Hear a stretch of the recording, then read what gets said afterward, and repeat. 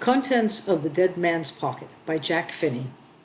At the little living room desk, Tom Beneke rolled 2 sheets of flimsy and a heavier top sheet, carbon paper sandwiched between them, into his portable.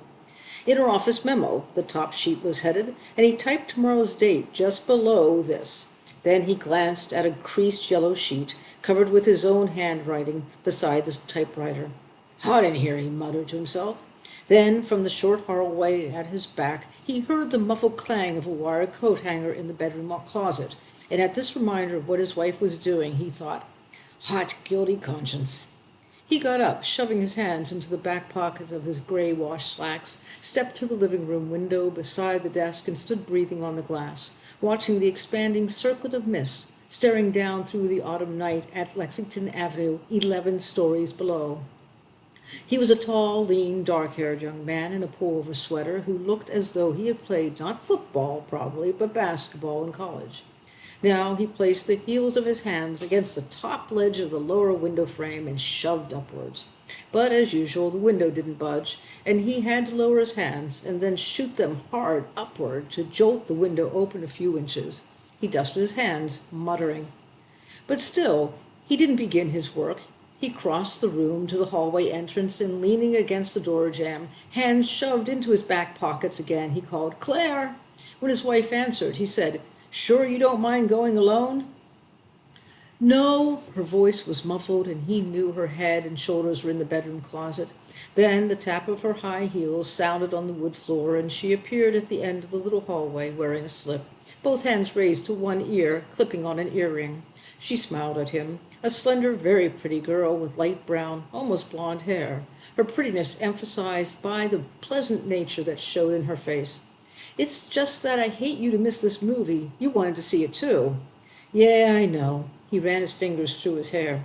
"Gotta get this done, though." She nodded, accepting this. Then, glancing at the desk across the living room, she said, "You work too hard, though, Tom, and too much, though, Tom, and too hard." He smiled. "You won't mind, though, will you, when the money comes rolling in and I'm known as the boy wizard of wholesale groceries?" "I guess not." She smiled and turned back toward the bedroom. At his desk again, Tom lighted a cigarette. Then, a few moments later, as Claire appeared, dressed and ready to leave, he set it on the rim of the ashtray. "Just after 7, she said. "I can make the beginning of the first feature." He walked to the front door closet to help her on with her coat.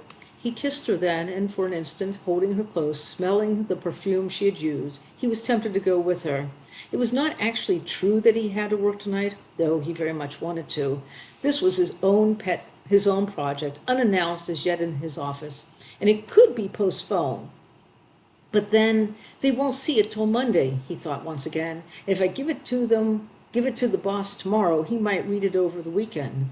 "Have a good time," he said aloud. He gave his wife a little swat and opened the door for her, feeling the air from the building hallway, smelling faintly of floor wax, stream gently past his face. He watched her walk down the hall, flicking a hand in response as she waved, and then he started to close the door, but it resisted for a moment. As the door opened and narrowed, the current of warm air from the hallway, channeled through this smaller opening now, suddenly rushed past him with accelerated force. Behind him he heard the slap of the window curtains against the wall and the sound of paper fluttering from his desk, and he had to push to close the door. Turning, he saw a sheet of white paper drifting to the floor in a series of arcs, and another sheet, yellow, moving toward the window, caught in the dying current flowing through the narrow opening. As he watched, the paper struck the bottom edge of the window and hung there for an instant, plastered against the glass and wood. Then, as the moving air stilled completely, the curtains swinging back from the wall to hang free again, he saw the yellow sheet drop to the window edge and slide over out of sight. He ran across the room, grasped the bottom of the window, and tugged, staring through the glass. He saw the yellow sheet dimly now in the darkness outside, lying on the ornamental ledge, a yard below the window. Even as he watched, it was moving, scraping slowly along the edge, pushed by the breeze and pressed steadily against the building wall. He heaved on the window with all his strength, and it shot open with a bang, the window weight rattling in the casing. But the paper was past his reach, and, leaning out into the night, he watched it scud steadily across the ledge to the south, half plastered against the building wall, above the muffled sound of the street traffic far below. He could hear the dry scraping of its movement, like a leaf on the pavement. The living room of the next apartment to the south projected a yard or more further out, toward the street, than this one. Because of this, the Bernackes paid $7.50 less rent than their neighbors. And now the yellow sheet sliding along the stone ledge, nearly invisible in the night, was stopped by the projecting blank wall of the next apartment. It lay motionless, then, in the corner formed by the two walls, a good 5 yards away, pressed firmly against the ornate corner ornament of the ledge by the breeze that moved past Tom Bennecke's face. He knelt at the window and stared at the yellow paper for a full minute or more, waiting for it to move, to slide off the ledge and fall, hoping he could follow its course to the street and then hurry down in the elevator and retrieve it. But it didn't move, and then he saw the paper was caught firmly between the projection of the convoluted corner ornament and the ledge.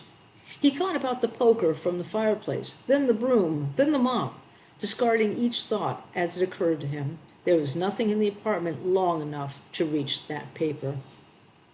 It was hard for him to understand that he actually had to abandon it. It was ridiculous, and he began to curse. Of all the papers on his desk, why did it have to be this one in particular? On 4 long Saturday afternoons, he had stood in supermarkets counting the people who passed certain displays, and the results were scribbled on that yellow sheet.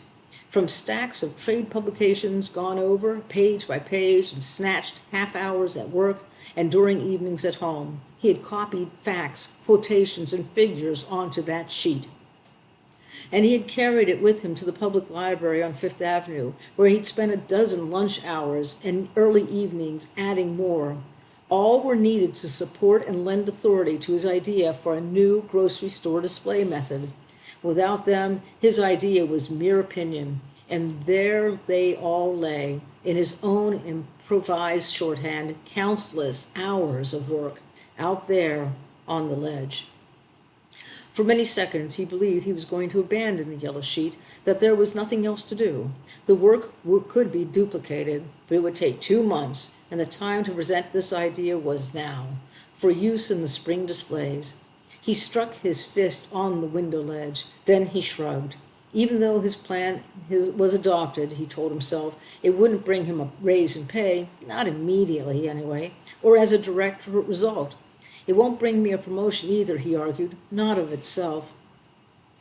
But just the same, and he couldn't escape the thought, this and other independent projects, some already done and others planned for the future, would gradually mark him out from the score of other young men in his company.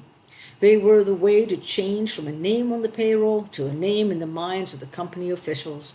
They were the beginning of the long, long climb to where he was determined to be, at the very top. And he knew he was going out there in the darkness after the yellow sheet 15 feet beyond his reach. By a kind of instinct, he instantly began making his intentions acceptable to himself by laughing at it. The mental picture of himself sidling along the ledge outside was absurd. It was actually comical, and he smiled. He imagined himself describing it. It would make a good story at the office, and, it occurred to him, would add a special interest and importance to his memorandum, which would do it no harm at all. To simply go out and get the paper was an easy task. He could be back here with it in less than 2 minutes, and he knew he wasn't deceiving himself. The ledge he saw, measuring it with his eye, was about as wide as the length of a shoe, and perfectly flat. And every 5th row of brick in the face of the building, he remembered, leaning out, he verified this, was indented 1/2 inch, enough for the tips of his fingers, enough to maintain balance easily. It occurred to him that if this ledge and wall were only a yard above ground, as he knelt at the windows staring out, this thought was the final confirmation of his intention. He could move along the ledge indefinitely. On a sudden impulse, he got to his feet, walked to the front closet, and took out an old tweed jacket. It would be cold outside. He put it on and buttoned it as he crossed the room, rapidly toward the open window. In the back of his mind, he knew he'd better hurry and get this over with before he thought too much, and the window and at the window he didn't allow himself to hesitate. He swung a leg over the sill, then felt and found the ledge a yard below the window with his foot. Gripping the bottom of the window frame very tightly and carefully, he slowly ducked his head under it, feeling on his face the sudden change from the warm air of the room to the chill outside. With infinite care, he brought out his other leg, his mind concentrating on what he was doing. Then he slowly stood erect. Most of the putty, dried out and brittle, had dropped off the bottom edging of the window frame, he found, and the flat wooden edging provided a good gripping surface, a half-inch or more deep for the tips of his fingers. Now, balanced easily and firmly, he stood on the ledge outside in the slight chill breeze, 11 stories above the street, staring into his own lighted apartment, odd and indifferent seeming now. First his right hand, then his left, he carefully shifted his fingertips grip from the puttyless window edging to an indented row of bricks directly to his right. It was hard to take the first shuffling sideways step then, to make himself move, and the fear stirred in his stomach, but he did it, again by not allowing himself time to think. And now, with his chest, stomach, and left side of his face pressed against the rough, cold brick, his lighted apartment was suddenly gone. It was much darker out here than he had thought. Without pause, right foot, right foot, left, his soles shuffling and scraping along the rough stone, never lifting from it, fingers sliding along the exposed edging of the brick, he moved on the balls of his feet, heels lifted slightly. The ledge was not quite as wide as he had expected, but leaning slightly inward toward the face of the building and pressed against it, he could feel his balance firm and secure, and moving along the ledge was quite as easy as he had thought it would be. He could hear the buttons of his jacket scraping steadily along the rough bricks and feel them catch momentarily, tugging a little at each mortared crack. He simply did not permit himself to look down, though the compulsion to do so never left him, nor did he allow himself actually to think. Mechanically, right foot, left foot, over and again, he shuffled along crabwise, watching the projecting wall ahead loom steadily closer. Then he reached it, and at the corner he decided how he was going to pick up the paper. He lifted his right foot and placed it carefully on the ledge that ran along the projecting wall at a right angle to the ledge on which his other foot rested. And now, facing the building, he stood in the corner formed by the two walls, one foot on the ledging of each, a hand on the shoulder-high indentation of each wall.